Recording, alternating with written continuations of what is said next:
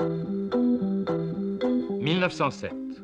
En ce début de siècle où la vie se transforme au rythme accéléré d'une industrie triomphante, les structures traditionnelles de la vieille société se brisent chaque jour davantage derrière la façade de la belle époque. La criminalité augmente dans des proportions d'autant plus inquiétantes qu'une délinquance nouvelle est née, qui s'appuie, elle, sur le progrès technique et fait échec à une police archaïque dont les méthodes et le matériel n'ont guère évolué depuis Vidocq. Un chiffre est plus éloquent que tout. Au cours de l'année 1906, 103 000 affaires criminelles et correctionnelles ont été classées sans que les auteurs aient pu être identifiés. L'année 1907 s'annonce pire encore. Il y va de la sécurité des villes et des campagnes.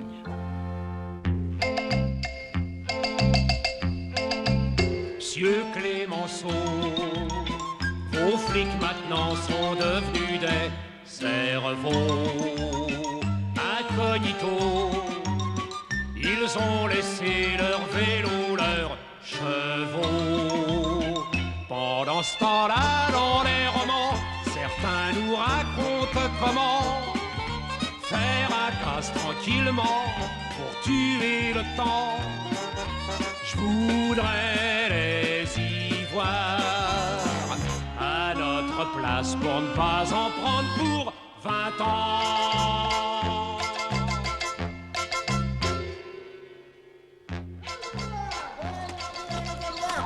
Le dernier coup de la bande de charbonniers. Une bijouterie dévalisée rue de la Paix. 200 000 francs de pierres précieuses dérobées. Un employé grièvement blessé.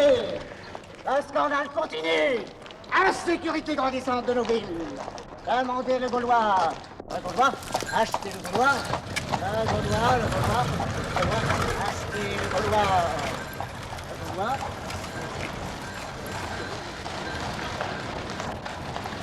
Demandez le Gaulois. Le Gaulois. Demandez le Gaulois. Le dernier coup de la bande de charbonniers. Une bijouterie dévalisée rue de la Paix. 200 000 francs de pierres précieuses dérobées. Un employé grièvement blessé.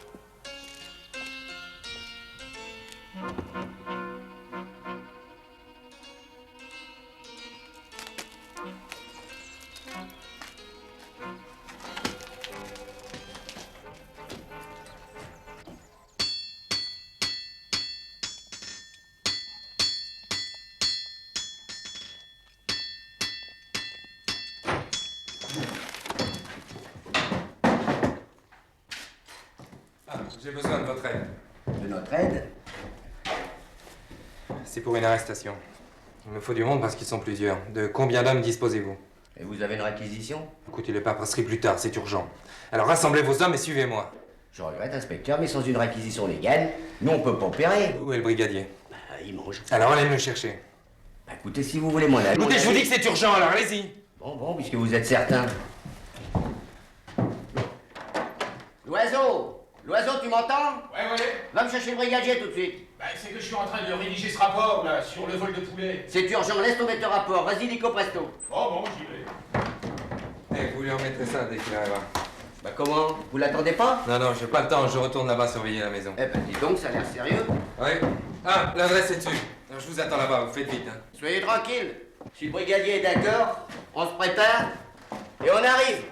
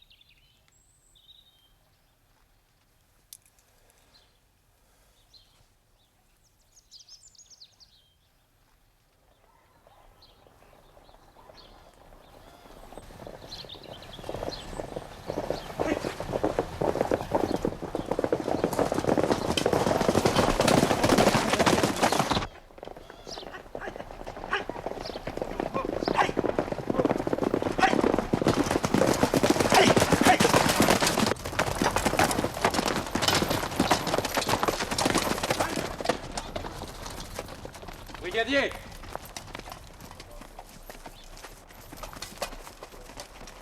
Brigadier Desroches, vous avez un ordre de réquisition? Non, mais les bandits sont là, il faut faire vite. Qui était à vous autres? Ils vous ont entendu venir. Il s'agit des charbonniers. Les charbonniers. Ce n'est pas régulier, vous êtes sûr de votre fête au moins? Tenez-moi cheval. Écoutez, ça fait 2 mois que je m'occupe de cette bande. Et pour la première fois, le hasard me met sur leurs traces. Alors régulier ou pas, l'important c'est de les attraper. Allez, venez. Attendez-moi là, vous autres. Nous allons constater par nous-mêmes.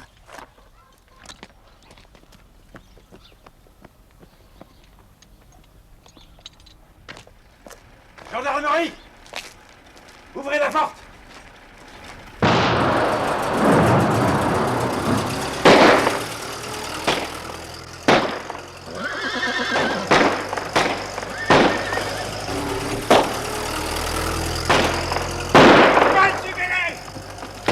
Bougez pas, je poursuis!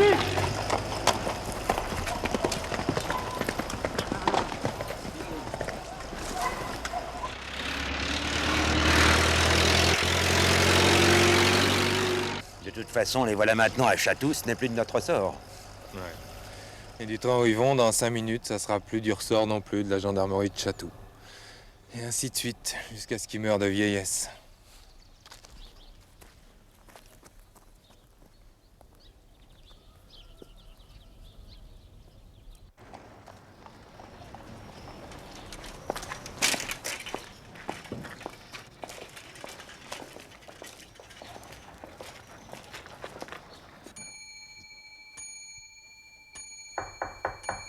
Entrez.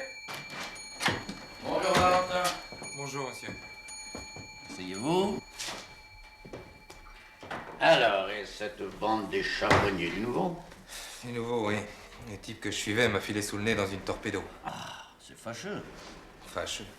Et je suppose que nous n'y pouvons rien. Je ne vous fais aucun reproche, Valentin. Moi si, figurez-vous. Le nombre de nos échecs me rend malade. Vous êtes jeune, impétueux. Vous connaîtrez bientôt les vertus de la patience. Ouais. C'est bien ça, j'ai peur. Allons, laissons ces considérations oiseuses. C'est pas pour ça que je vous ai demandé de venir. Asseyez-vous. Il s'agit d'une autre affaire, beaucoup plus simple. Soyez tranquille. Vous connaissez certainement André Bonnerive. Ah, le député. C'est ça même. Un homme très influent, vous n'ignorez pas, et de plus un ami personnel. il se trouve aux prises avec un petit problème qu'il m'a demandé de résoudre. Voilà de quoi il s'agit. Son fils, un jeune homme fort charmant au demeurant, mais un peu léger parfois, s'est laissé aller à une aventure facile avec une demoiselle de petite vertu. Hélas, la jeune personne est tombée enceinte de ses œuvres, prétend-elle. Or, il s'avère que la demoiselle est entre les mains d'un protecteur qui a voulu profiter de l'occasion. Bref, un petit chantage fort désagréable dans la position de Bonnery. Ah oui, je vois.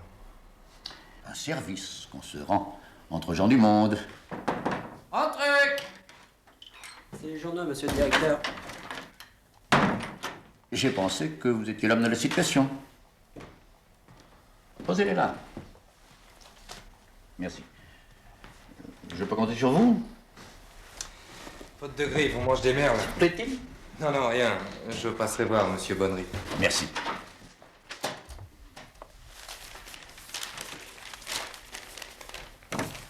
Oh mon Dieu. Quelle époque.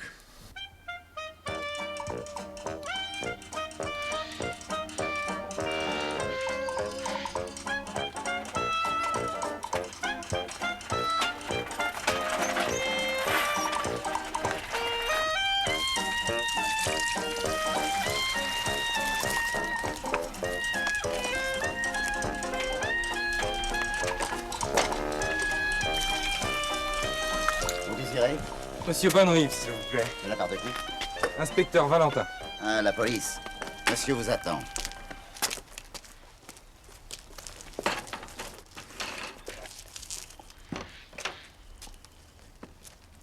Prenez donc un cigare.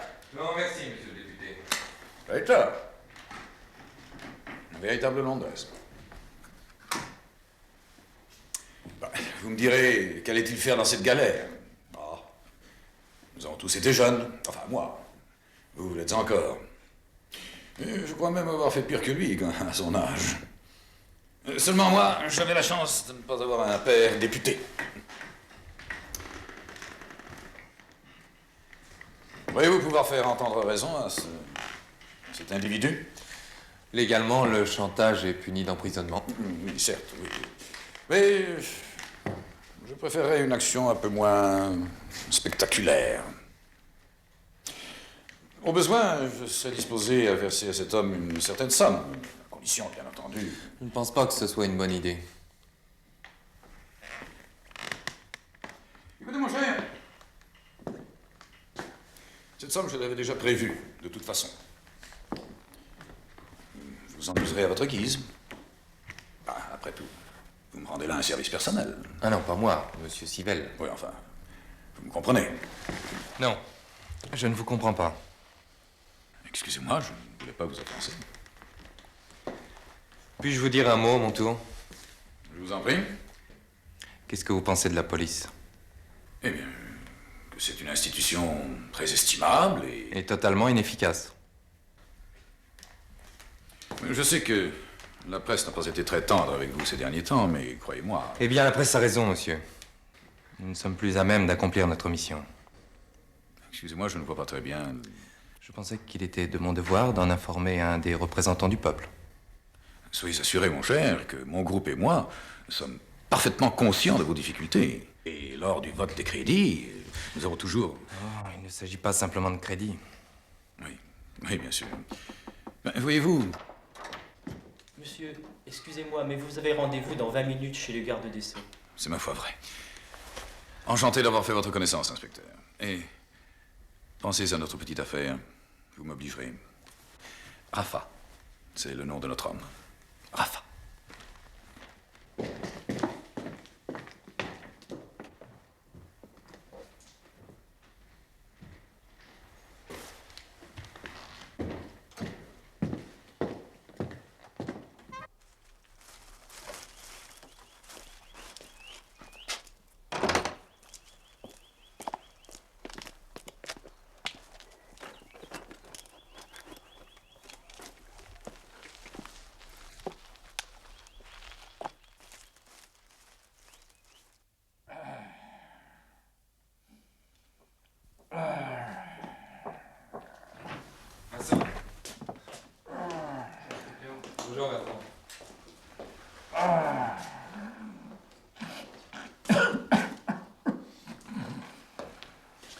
Masson.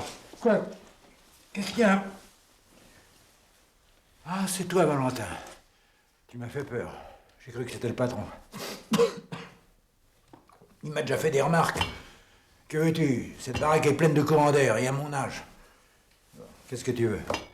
Dis donc, Rafa, ça te dit quelque chose? Un souteneur, quelque chose comme ça. Rafa, oui, du petit fretin, ça. Il a dû écoper de 3 ans ferme pour une affaire d'entaulage. Un rouquin assez trapu, avec des rouflaquettes. Il traîne souvent dans une guinguette du côté d'Olivet. Tu permets, ça refroidit.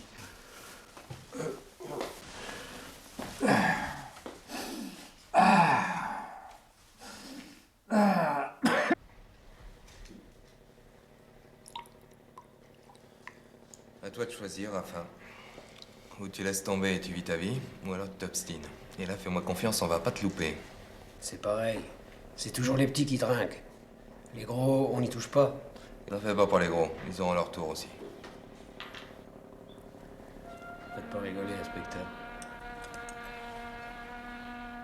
Oh, puis je bois pas avec n'importe qui.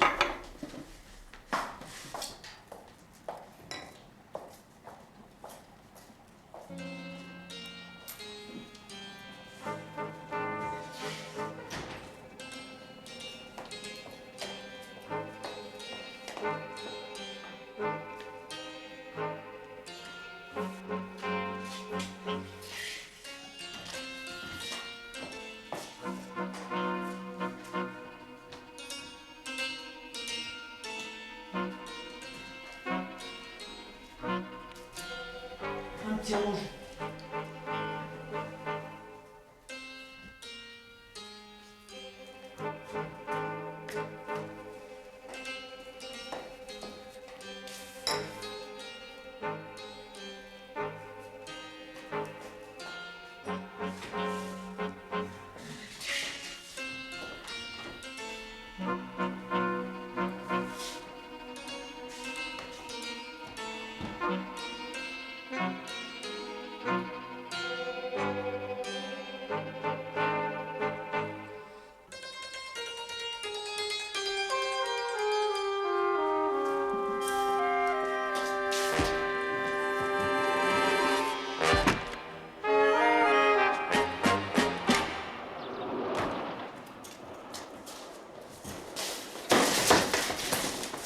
Alors, bouge pas.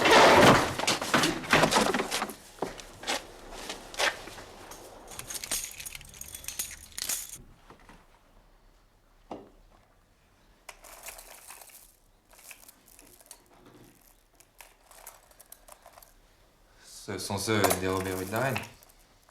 Hein? Alors, qu'est-ce que t'en penses? Je sais rien. Je sais rien du tout. Naturellement. Ah, Masson. Tiens, voilà l'oiseau en question.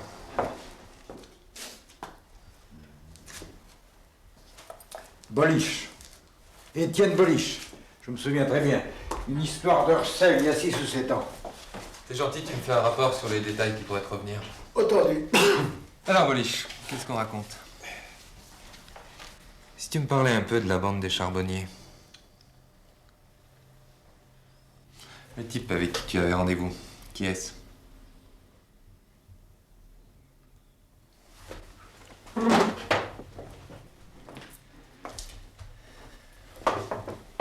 Écoute, Boliche, pas de comédie avec moi.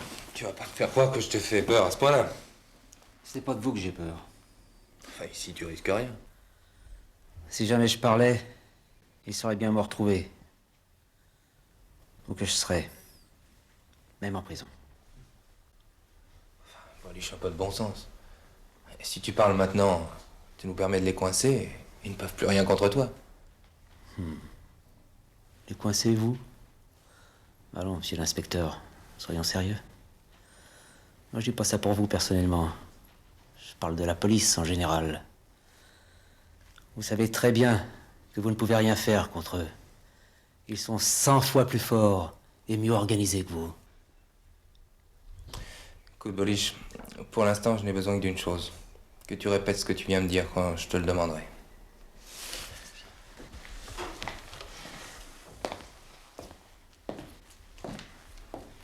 Emmenez-le. Venez.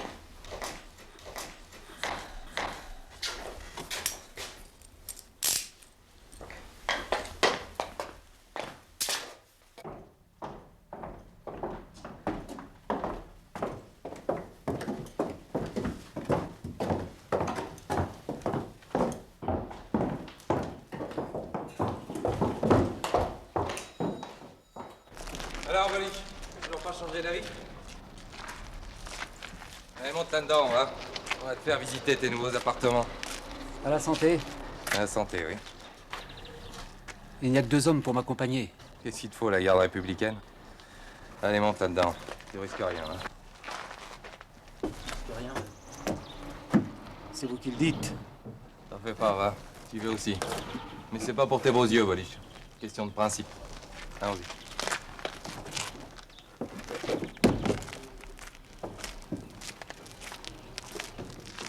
Allons-y.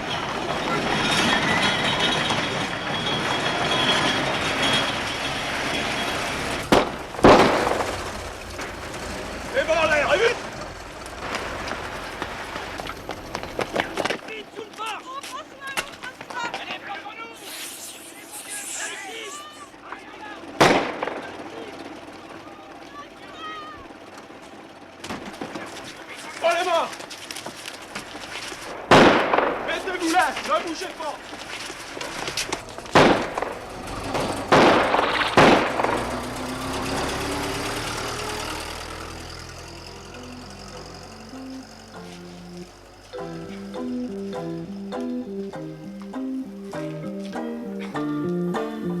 Cet attentat spectaculaire fut la goutte qui fit déborder le vase. De tous côtés, des voix s'élevèrent soudain pour réclamer des mesures énergiques. C'est alors que le 28 février 1907, le député André Bonnerive fit une interpellation remarquée à la Chambre. La réponse du gouvernement ne se fit pas attendre. Le 4 mars, Georges Clemenceau, ministre de l'Intérieur, publiait le premier d'une série de décrets qui mettaient sur pied un corps de police d'une inspiration inédite, les brigades mobiles. Une ère nouvelle commençait. Bienvenue. Et j'attacherai dorénavant du prix à ce que... Entrez. Vous vouliez me voir, monsieur? Oui. Je me suis laissé dire que vous souhaitiez votre mutation dans ces brigades mobiles. Ah. Est-ce vrai ou non? Oui, c'est vrai, monsieur. Ah, tant mieux. Vous m'évitez un impair, car j'ai cru bien faire de vous proposer. Voici votre mutation. Vous vous présenterez demain matin au commissaire divisionnaire Fèvre, au siège de la 1re brigade mobile. Merci, monsieur. Ne me remerciez pas, vous ne savez pas ce qui vous attend. Fèvre est un homme d'action comme vous, mais un vrai porc-épic. Enfin, c'est votre affaire. Je vous souhaite bonne chance, Valentin.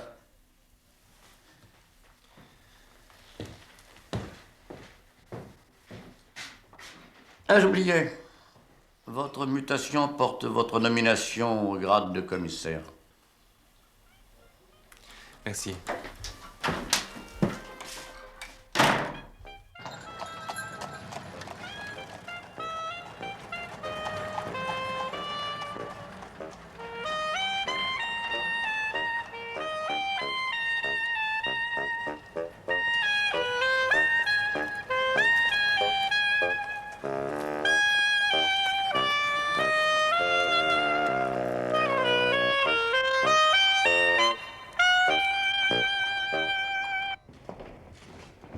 peut-être mieux retourner à mon vieux. Je vous souhaite du plaisir. Pourquoi ça? Comment, vous connaissez pas le patron? Allô? Vous savez comment on l'appelle? Le dompteur. Entrez directement, vous frapperez au fond. Bonne chance quand même. Merci. On fera le nécessaire cet après-midi.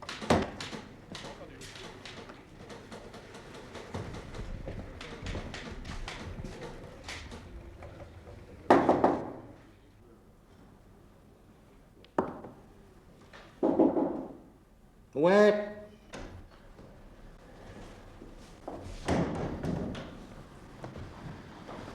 Inspecteur, commissaire Valentin.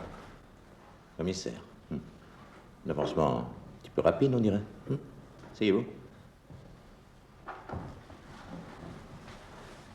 Vous venez de la PJ?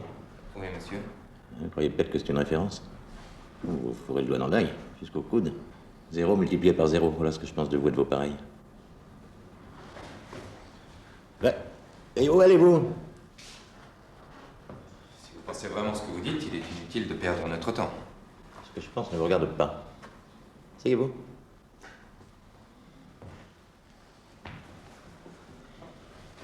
Bon, et d'abord, mon petit, mettez-vous bien une chose en tête. Fini les vacances. Ici, vous allez apprendre à travailler. Vous me comprenez, j'espère. À première vue, elle semble présenter une identité apparente. En fait, aucune empreinte ne trouve au monde sa semblable. C'est cette constatation qui a servi de base à tous les travaux de Bertillon. Et cette poudre extrêmement fine et adhérente va permettre de nous les révéler sur les parties lisses des objets où elles ont été apposées. Vous imaginez l'intérêt capital de ce procédé pour l'identification criminelle. Il suffira d'établir un catalogue des empreintes, un fichier central des criminels connus, et de comparer avec ce fichier les empreintes relevées lors d'un vol ou d'un crime. Cette touche permet le retour en arrière, et celle-ci donne les majuscules. Moi, ce que je vois pas, c'est l'avantage de ça sur la plume et l'encrier. Asseyez-vous et tapez tout ce que vous voulez.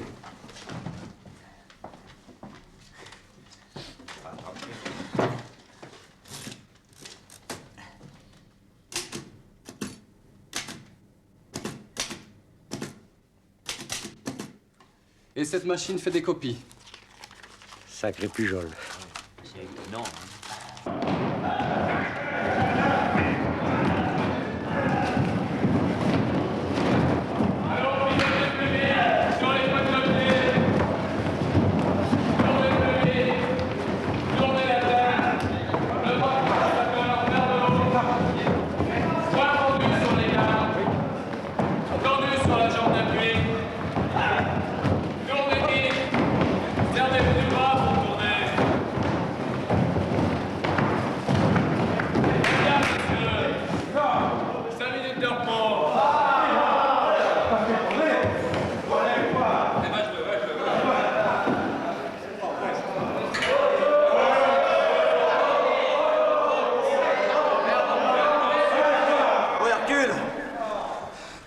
Un peu en sourdine pendant la pause.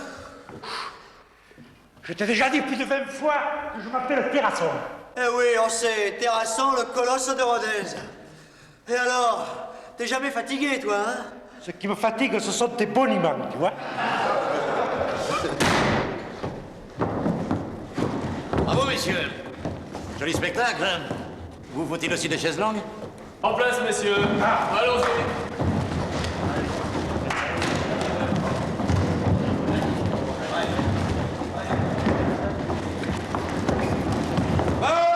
Ça suffit maintenant. Rassemblement dans 10 minutes dans la cour. Alors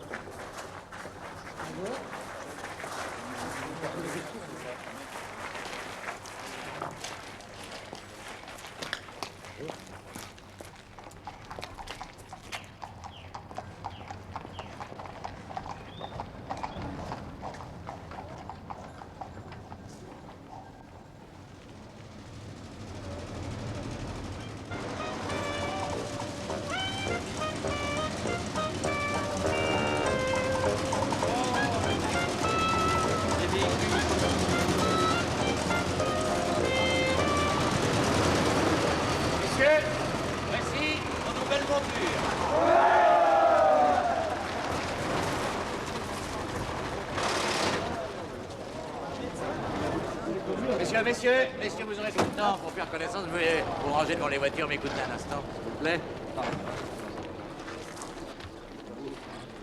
Bon, mes amis, vous voilà armés, équipés, organisés, comme n'a jamais été service de police judiciaire. Maintenant, vous n'avez plus d'excuses. Dans mon service, je n'admettrai aucun fiasco. Il me faut des résultats. Valentin. Par ici. Quant à vous, je vous charge de la bande des charbonniers. Hein? Pujol, Terrasson? Monsieur. Vous le seconderez. Je mettrai à votre disposition tous les moyens nécessaires, mais attention, hein. Il me faut leur peau dans les plus brefs délais. C'est bien compris. Débrouillez-vous comme vous voulez. Hein. Ce sera votre première victoire. Votre dernier échec. Ah bah dis donc, les charbonniers, on va pas s'amuser, hein.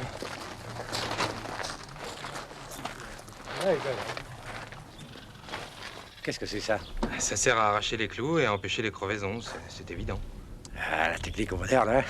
Formidable.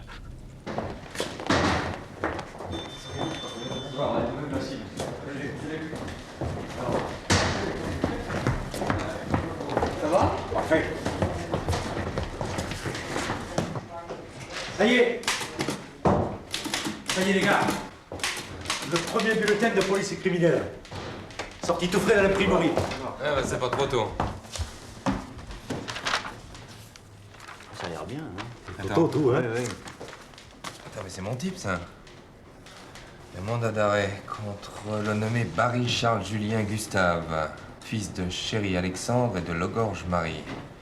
Signalement, âge 32 ans, taille 1m72, cheveux châtains. Signe particulier, pouce de la main gauche amputé. Barry. Déjà un nom, c'est mieux que rien. Allô? Mes compliments, Valentin. Je vous ai donné une mission, c'est d'arrêter la bande des charbonniers. Pendant que vous grigotez votre pas passé, la bande des charbonniers vient d'attaquer une banque en plein jour. Et en plein Paris.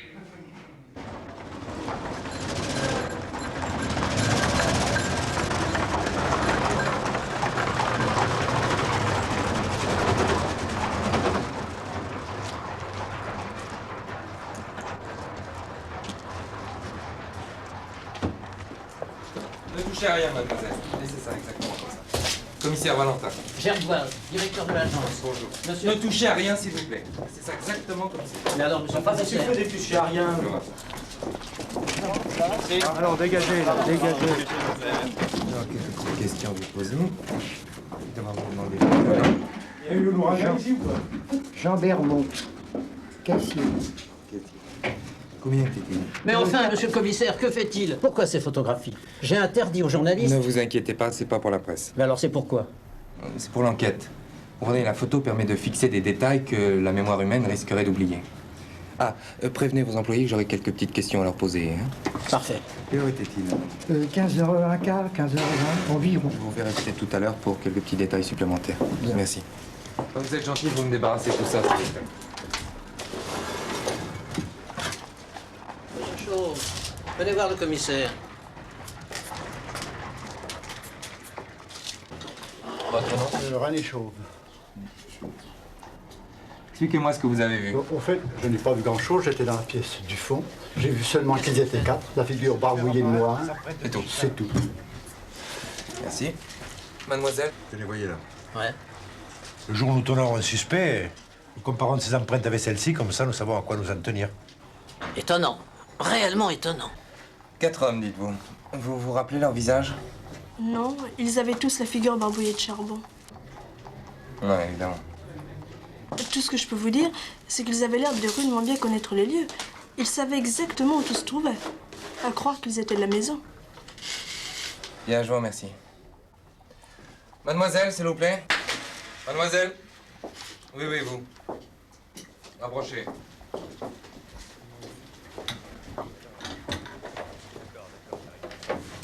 Votre nom? Barry. Prénom? Juliette. Barry, Juliette. Votre emploi ici? Je travaille au guichet des comptes courants. Racontez-moi ce que vous avez vu. Il était à peu près 3h20. 4 hommes sont entrés brusquement. Vous pourriez les reconnaître? Non. Je ne crois pas. Il y a longtemps que vous travaillez ici? 2 ans. Vous êtes marié? Non. De la famille à Paris? Non. C'est tout, je vous remercie. Vous pouvez disposer.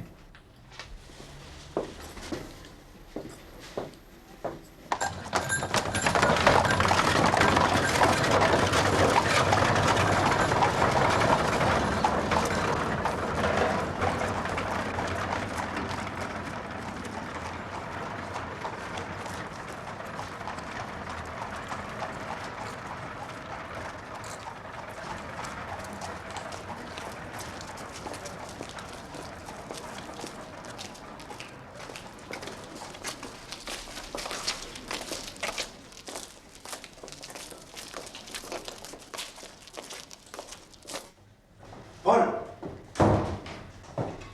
Voilà tout ce que j'ai pu glaner sur elle. Juliette Barry, née à Lille en 1878, fille de Chéri Alexandre et de Logorge Marie. Mais dis donc, c'est la sœur de notre type, ça? Ouais. Et on parle d'elle partout comme d'une employée modèle. Entrez. Commissaire Valentin? Oui, c'est moi. J'ai une commission pour vous, de la part de l'inspecteur Pujol. Il vous attend à cette adresse. Merci, gardien.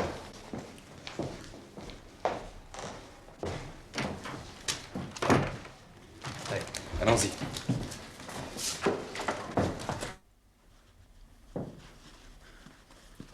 Bon Dieu, tu comprends pas, hein? Je veux savoir tout ce qu'ils t'ont demandé. T'as compris tout et aussi ce que t'as répondu. Mais je t'ai tout dit, Charles. Je te jure que je leur ai pas parlé de toi. C'est sûr, ils se doutent de quelque chose, hein? En tout cas, toi, si j'ai un petit conseil à te donner, c'est de continuer à la boucler. Hein.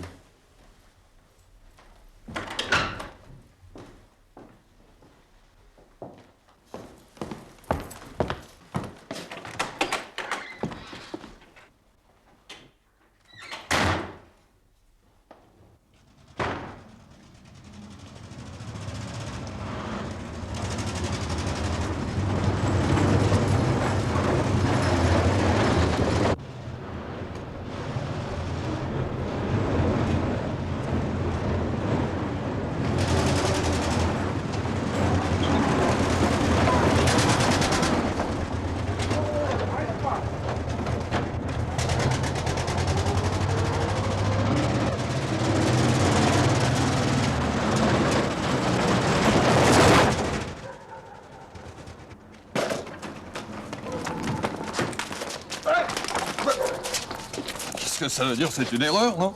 Allez! Ouais. Enfin, vous n'avez pas le droit de faire un honnête citoyen!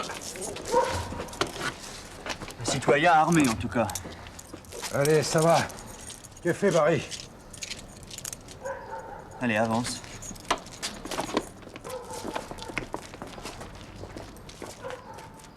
Regarde l'objectif, Barry. Objectif? Bah, en face, regarde l'appareil. Bon, tourne-toi maintenant. Plus haut la tête, plus haut. C'est fini. Viens. Viens ici, Barry. Donne-moi ta main. Qu'est-ce que c'est que ça? T'occupe pas, tu verras bien.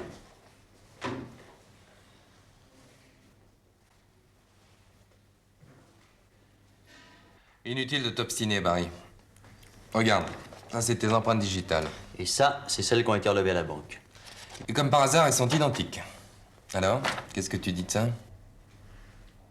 J'ai rien à dire, moi, je suis innocent. Comme tu voudras.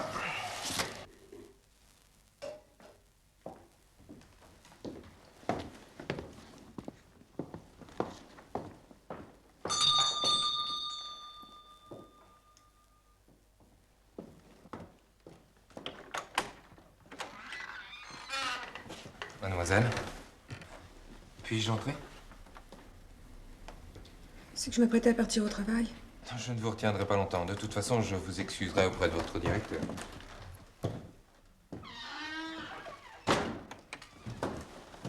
Qu'est-ce que c'est? C'est pour moi.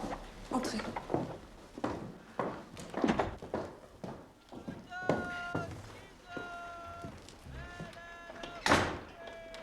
Il s'agit d'éclaircir quelques points de votre déposition. Êtes-vous sûr de n'avoir reconnu personne parmi les agresseurs? Non, personne. Voulez-vous du café? Non, non, merci.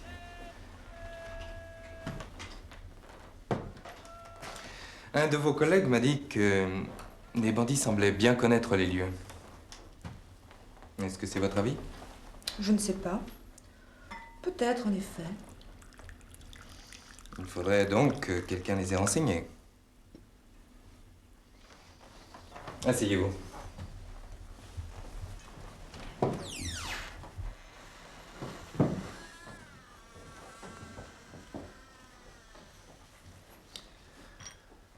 Mademoiselle, nous avons arrêté votre frère hier soir, quand il sortait de chez vous. Je savais que ça se terminerait ainsi. Je crois que vous feriez mieux de tout me raconter. Ça a toujours été un bon à rien. J'avais plus entendu parler de lui depuis longtemps. Et puis il a appris que je travaillais dans une banque. Alors il a commencé à m'embêter. Il voulait des renseignements. Le plan de la banque, le jour des gros arrivages d'argent. Bien sûr, j'ai refusé.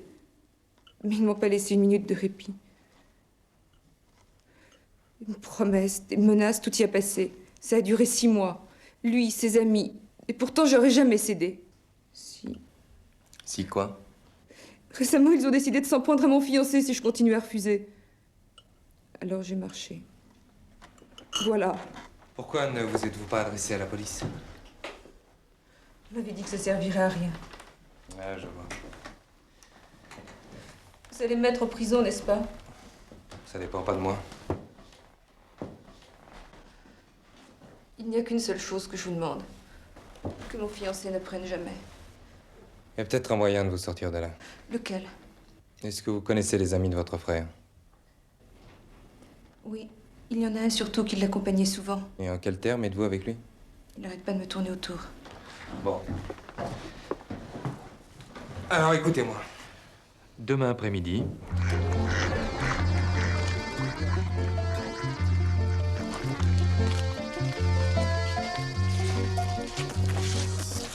Tiens, mais c'est mademoiselle Juliette, ça.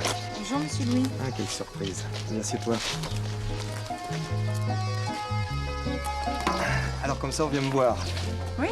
Ah. On va transformer ma tigresse en colombe, hein? Dis donc, si on allait faire un tour en canot tous les deux, hein? Plus tard. J'ai une commission à vous faire de la part de mon frère. Où il est Barry? Il se cache. Il a dû partir chez nous, à Lille, parce que la police l'avait repéré à cause de son doigt. On lui avait pourtant dit de pas retirer ses gants. Avant de partir, il m'a demandé de vous présenter un de ses amis qui a une proposition à vous faire. Ah? Et où il est, cet ami?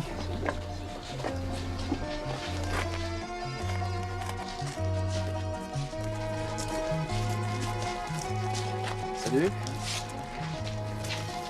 Salut. Pareil que tu veux me voir? Oui. Attends-moi là. Je reviens dans un petit moment. N'oublie pas, balade en canot.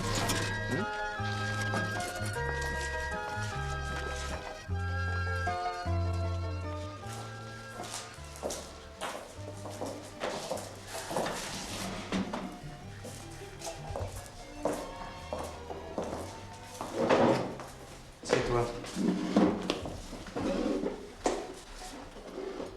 Je t'écoute.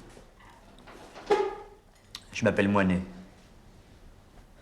Je suis cocher dans une grosse raffinerie, en banlieue, au service des livraisons. Je suis toute la journée sur les routes avec mon fourgon, quoi. Et alors? Qu'est-ce que tu veux que ça me fasse à moi? Une fois par mois. C'est pas du sucre que je transporte. C'est la paye de toute l'usine. Ça fait un sacré paquet, je t'assure. On passe par des petites routes. Tranquille. Toujours les mêmes. Tu vois ce que je veux dire? Il y a une escorte de 2 gendarmes. nombreux et organisés, comme vous êtes, ça doit être faisable. Surtout avec moi dans le coup.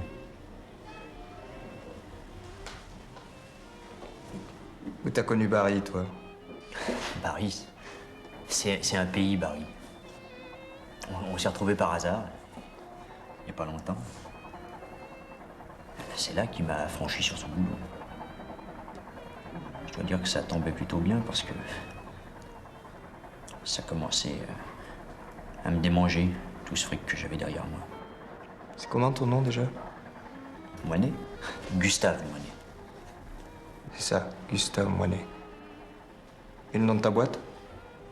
Les raffineries du Nord. Je te remercie. Reviens demain, je te dirai ce qu'on a décidé. Gustave? Ouais. Ça va?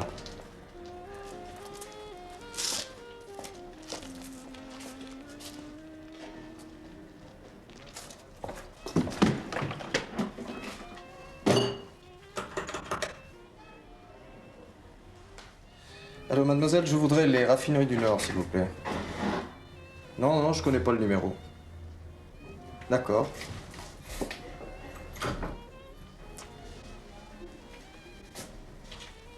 T'écoutais? Oui. Alors, qu'est-ce que t'en penses, toi? Faut voir. Ça va être tout vu. Allô? Bonjour. Je voudrais un petit renseignement, s'il vous plaît. Voilà, je voudrais savoir si vous avez chez vous un cocher du nom de Gustave Moinet. Ah bon. Bon, merci. Ah non, non, non, non, non, c'est un petit renseignement, simplement. Pour une assurance. Merci.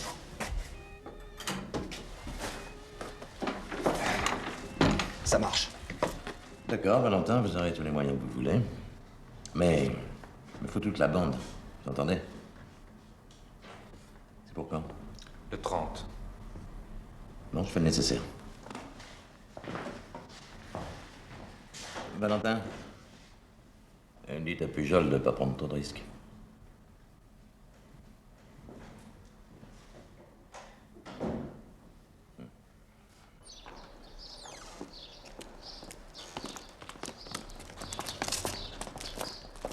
Allons-y. Allez. Ouvrez la porte, s'il vous plaît.